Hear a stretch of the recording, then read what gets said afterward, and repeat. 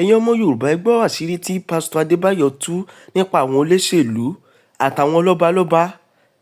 Ẹ wo bọ́n ṣe ń dábàáyé nàìjíríà jẹ́. Ẹ gbọ́ nǹkan tí pásítọ̀ Adebayo sọ. Ó ní àáfàá yìí ó mọ̀ ń pa ẹ̀. He said this Islamic cleric knows about it. Ọlọ́run wá pè mí ṣàkíyèsí. And God called me to some understanding. Ó ní ṣé o mọ̀ pé He said, do you know that nígbà tí àwọn pípù wọ́n wá bá ọba yìí, when these people came to meet this king, ó láwọn ló dé sórílẹ̀-èdè yìí o. he said now they've arrived in this nation. Ó ní tí gọ́ọ̀mẹ̀ntì bá mú wọn ni wọ́n máa kà. If government arrest them, they are going to confess. Ẹ máa gbọ́ lórí Àṣàbí. You hear it on Ashabi News. Ó dẹ̀ mọ̀ pé wọ́n máa dojúkọ ọba yẹn láìpẹ́ yìí. And I know they will take care of that king very soon. Wọ́n máa dojúkọ ọba yẹn. They want to face him. Wọ́n máa jẹ́wọ́. They're going to confess. Àwọn tí ń jà yín lógun gọ́ọ̀mẹ̀ntì mọ̀ ń pa ẹ̀. Those that are waging war against the government knows them. They know about it. Ìrúnrẹ́gẹ́nìyàn kan ṣe fẹ́ mi o. There's nothing they're going to do to me. Àwọn ọmọ gbèmí látàbúrò ọ̀rẹ́ ẹ́sìkísà fẹ́ gba sanwó àwọn díẹ̀ káwọn kẹ́ gba àwọn DSSS kan máa bá yín travel kí n fẹ́ fi ṣe. Some people called me from Òyìnlá mi ò overseas gba DSSS. that they want to be paying some security outfits to be with me if I'm traveling. Bàbá àbíyè kò gba And I DSSS. answered them, what do I want to do with it? Babájídé ò gba DSSS. My fathers in faith did not do anything like that. Wọ́n tilẹ̀kùn ilé wọn. They don't lock the door of their home. Àtòru àtọ̀sán. Both day, night. Kí ni mo fẹ́ fi DSSS ṣe? What am I going to do with security outfits? Psalm 27 ó ní Olúwa ní agbára ẹ̀mí mi. Àyà ta ni yóò fò mí o láyé. Olúwa ní agbára ẹ̀mí mi. Ẹ̀rù ta ni yóò bá mi o. Mo lẹ́ ṣe. And I said, thank you. Ẹ fún wa lówó ká máa fi ṣèṣọ́jí. You did not give us money for revival, Kọ́ má bàa pa wòlíì lẹ ṣe fẹ́ gba DSS fún but wòlíì. so that prophets will not be killed. That's why you want to get a security outfit to take care of him. Èmi ò fẹ́ DSS I o. said, I don't want your DSS. I don't want your security outfit. Ẹ fẹ́ mi lẹ̀. Leave me alone. Mo wà ókè. Very okay. Ohun tó ń bọ̀ ẹni tí ń gbénú mi ṣe kí ni? Ó jù wọ́n lọ. I say, whatever is coming, the person that lives in me is more than that. Praise the Lord. Hallelujah. Praise the Lord dáadáa. Hallelujah.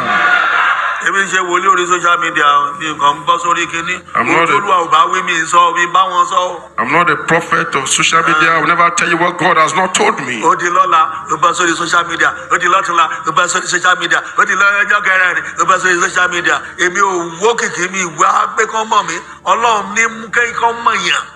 I'm not looking for fame. Ọlọ́run I'm not looking for fame. It's God òun ní that máa can ń give someone gbẹ̀yìn fame. àjáde. It's God that will bring someone, that will launch someone out. Kúkú rí mi kí n máa bẹ́ kiri kí n máa pe journalist. Ìwọ journalist lágbájá máa bọ̀ o. Ìwọ journalist mẹ́dù. You don't see me going for journalists to come and interview me. Ìwọ̀nba tá à ń ṣe bí gan ti tó. The few we are doing here is more than enough. Amen. Amen. Ṣé mẹ́ dáadáa? Amen. Mo ti rọ́ba tó pè mí lọ́sẹ̀ tí mo fún lépè.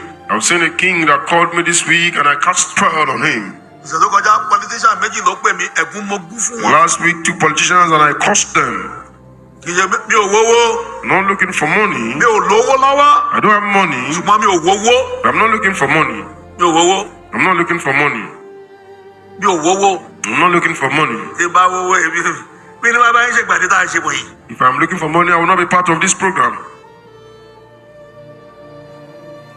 Ọmọ bọ́ọ̀ kan ọmọ bóyá wọrí bóyá ọmọ Ìgbò ni wọ́n pè Jeremiah mo rí pẹ̀lú àwọn lórí kíní orí tó ń bá wọn mo ní wọn ní pẹ́ báyé bọ́ọ̀ì jẹ́ òní yìí ò dẹ̀lẹ́ tó lè advice ẹ̀ báyìí wọn ò ní pẹ́ báyé ẹ jẹ́. I looked at one man of God on TV mingling with some politicians and I said they will still destroy him, corrupt him. Tó bá ti gbéra ní wòlíì tó bá wọn politician rìn ó tiẹ̀ ti bàjẹ́. If you call yourself a prophet and you're mingling with politicians, your life has been destroyed. Ọmọ mi kan ìmá owó mi báyìí ní Bayelsa. One of my children is in Bayelsa, Ima by name. Politician ló máa fún wa sórí òkè má ṣọ́ra àwọn olóògùn tó ń kó wáyé. ẹ tẹ́jọ́ ya wèrè tẹ́jọ́ jèrè àwọn ni ó bà tiẹ̀ jẹ́. You normally bring politicians to the mountain and say they're the one that will destroy your life. Wọ́n bà tiẹ̀ jẹ́ o. He destroyed his life. A padà wá ń bẹ Ọlọ́run fún. We are not begging God for him. Baba, na true dey talk o. Bàbá òótọ́ lẹ̀ sọ o. All these politician people na bad people. Àwọn olóṣèlú yìí. Na herbalist people, na occultist people. Ògbó ni babaláwo ni wọ́n. Yèbá ń sọ fún ẹ o gbọ́. They were telling you refuse to listen. Àjọ wá sórí òkè bíbá. You bring them to the mountain. Baba go come pray for us o. Orí yín dàrú. They will come and pray for us. Say something wrong with you. Mo pollute àdúrà yín. I pollute your prayer. Ẹ̀yin játijàti. Ẹ̀yin wá wájú Ọlọ́run. Ẹ̀rù kan náà máa ń lu jìbìtì bíi ti yín ni. You want to dupe God? You think God will dupe people like you? Ọjọ́ ọmọ Ládọjà wá sọ́lọ́ nǹkan lé. Èmi jòkó tèmi jẹ́jẹ́ ló bá gbé kàlẹ́tà bàbá ẹ̀ dé. Bàbá rẹ̀ ò ní wọlé. Bàbá rẹ̀ tí mo wọ̀ ní bó sáì. Bó bá jẹ́ máa wọlé ọ̀run kánsù lẹ̀.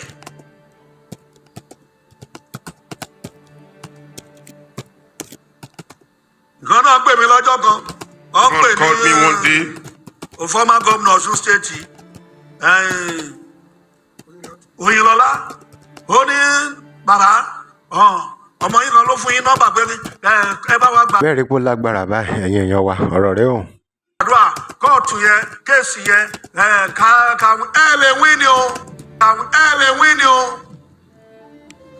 ẹ lè wí kẹ gbọ́ báyìí ẹ lè wí bẹ́ẹ̀ bá tiẹ̀ máa wí ní tẹ́lẹ̀ pé pè mí o ọ̀run kánsù rẹ̀.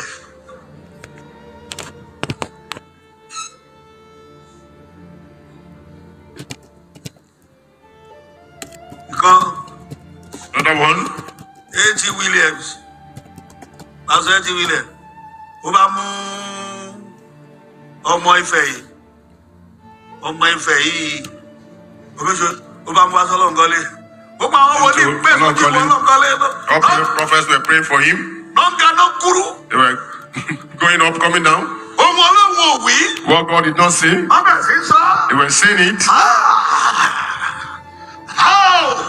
They were calling God. God says, you will become, you will win. I say, you go and tell them. They will not win. They said, don't say it. Don't take food away from our mouth. I say, you're not going to win.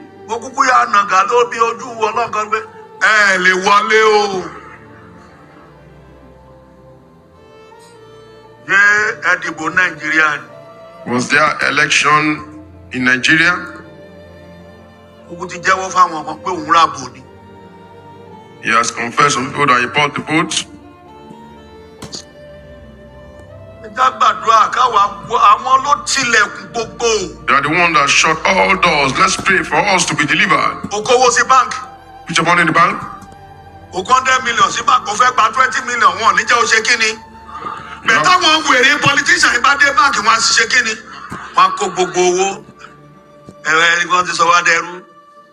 Èmi kíni búkú yìí, àdúrà ni wọ́n máa fi pa. Wọ́n á máa sìnkú ọmọ tó dáa.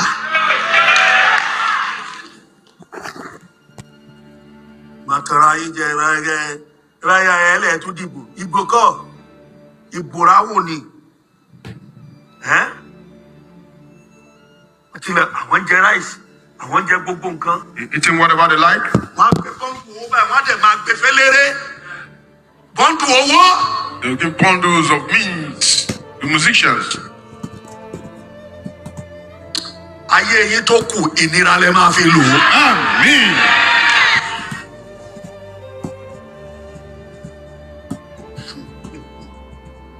Ṣé o, ṣé o, má ṣe o, má ṣe o. Iná tẹ́ẹ̀rí lò ìwọ̀nba tẹ́ẹ̀ tún lò náà ṣe bá àwọn Fúlàní ló lọ wó bá kíní national grid ẹ wo UCH kò sí nọ́mbẹ̀ ẹni tó jẹ́ minister of power ó kàn ṣe jábàjábá ó lè gbé ó lè gbà náà máa fi pé owó tó yẹ kán fi bí 100,000 ṣe 100 million lè gbé ó lè gbà gbogbo ẹ dàrú wọn kò sọpọlọ. Everything in tomorrow, no wisdom, no knowledge.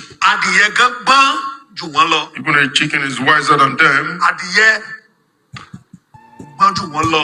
Is wiser than them. Adìyẹ gbọ́n jù wọ́n lọ. Adé orílẹ̀-èdè yìí báyìí, bàmí báyìí máa tó bá dé lóru màá dẹ̀ dá wà màá dẹ̀ máa ké. Àwọn ọmọ tá à ń bí báwo ni wọ́n ṣe fẹ́ rọ́nà lọ báyìí? Wọ́n la wá sí. Ṣé ẹ ká wà báyìí? Are we supposed to be like this? Gbogbo wa wá dá aládùúrà òjijì. Now become a sudden prayer warrior. Àdúrà tá ń gbà lórílẹ̀-èdè àgbáyé ò gbàrú àdúrà bẹ́ẹ̀. The prayer we pray in this nation, the whole world does not pray that kind of prayer. Àgbáyé ò gbàrú àdúrà bẹ́ẹ̀. The whole world does not pray that kind of prayer. Amẹ́ríkà ń gbà àwẹ̀ ni. Does America fast? Ẹ̀yin tẹ́ wá látọ̀ọ́ṣẹ́ bá ń gbà àwẹ̀. ọ̀rọ̀ rẹ o ẹ̀yin èèyàn wa òun lẹ ti gbọ́ yìí o ẹ ti gbọ́ gbogbo idán tí àwọn òṣèlú ọ̀jẹ̀lú tí wọ́n pa gbogbo idán tí wọ́n pa lórílẹ̀‐èdè Nàìjíríà kí lè ròyìn ẹ̀yin èèyàn wa drop comment and remember to like share and follow us. Thanks for watching.